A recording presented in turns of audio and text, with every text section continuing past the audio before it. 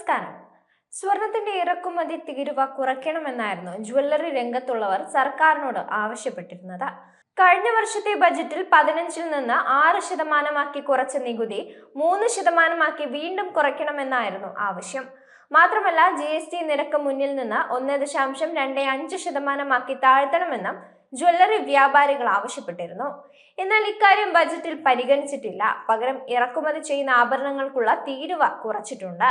അതുകൊണ്ട് തന്നെ ഇറക്കുമതി ചെയ്യുന്ന ആഭരണങ്ങൾക്ക് വില കുറയും. കേന്ദ്ര സർക്കാരിന്റെ ഈ നീക്കം അപ്രതീക്ഷിതമാണ്. എത്രയാണ് കുറച്ചത്, ഏത് ആഭരണത്തിനാണ് കുറച്ചത്, അതുകൊണ്ടുള്ള നേട്ടം എന്തൊക്കെയാണെന്ന് നോക്കാം. മധ്യവർഗത്തെ സ്വാധീനിക്കുന്ന ബജറ്റാണ് കഴിഞ്ഞ ദിവസം ധനമന്ത്രി നിർമ്മല സീതാരാമൻ പാർലമെന്റിൽ അവതരിപ്പിച്ചത്. ആദായ നികുതി പരിധിയിൽ വരുത്തിയ മാറ്റം തന്നെയായിരുന്നു മുഖ്യ ആകർഷണം. എന്നാൽ കേരളത്തെ അവഗണിച്ചുവെന്ന വിമർശനവുമുണ്ട്. ജ്വല്ലറി രംഗത്തുള്ളവർ ഉൾപ്പെടെ വ്യാപാരികൾ പൊതുവെ ബജറ്റിനെ സ്വാഗതം ചെയ്യുകയാണ് ഉണ്ടായത്.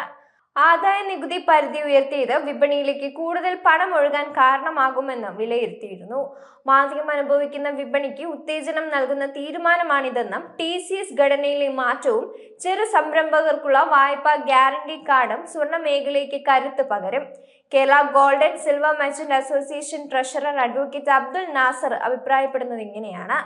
അതേസമയം ഇറക്കുമതി ചെയ്യുന്ന ആഭരണങ്ങൾക്ക് ബജറ്റിൽ നികുതി കുറച്ചിട്ടുണ്ട്.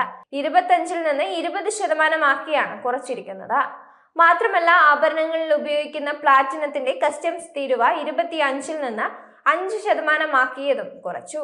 ആഭരണങ്ങളുടെ ഉപയോഗം കൂടുതലുള്ള രാജ്യമാണ് ഇന്ത്യ. അതുകൊണ്ട് തന്നെ ആഭരണങ്ങളുടെ ഇറക്കുമതി തീരുവയിൽ കുറവ് വരുത്തിയത് നേട്ടമായി വിലയിരുത്തുന്നുണ്ട്.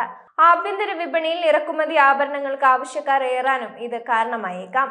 പ്രത്യേകിച്ചും ആഡംബര ആഭരണങ്ങൾക്കുള്ള ആവശ്യം വർദ്ധിക്കാനാണ് സഹായിക്കുക. അതേസമയം ഇറക്കുമതി ആഭരണങ്ങൾ കേരളത്തിൽ ഉപയോഗിക്കുന്നത് കുറവാണ് എന്നാണ് വിവരം.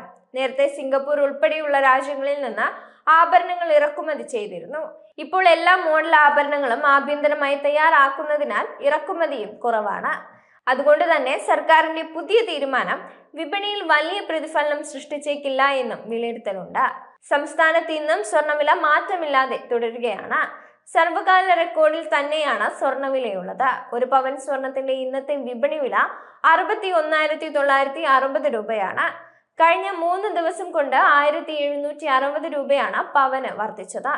ഇതോടെ സംസ്ഥാനത്ത് ഒരു പവൻ സ്വർണ്ണാഭരണം വാങ്ങണമെങ്കിൽ പണിക്കൂലിയും GSTയും അടക്കം 67,000 രൂപയോളം നൽകേണ്ടി വരും. ഭൗമരാഷ്ട്രീയ പ്രശ്നങ്ങളാണ് സ്വർണ്ണവിലയിലെ കുതിപ്പിനുള്ള കാരണം. US പ്രസിഡന്റ് ട്രംപിന്റെ വ്യാപാര നയങ്ങൾ ഇതിന് പ്രധാന കാരണമാണ്.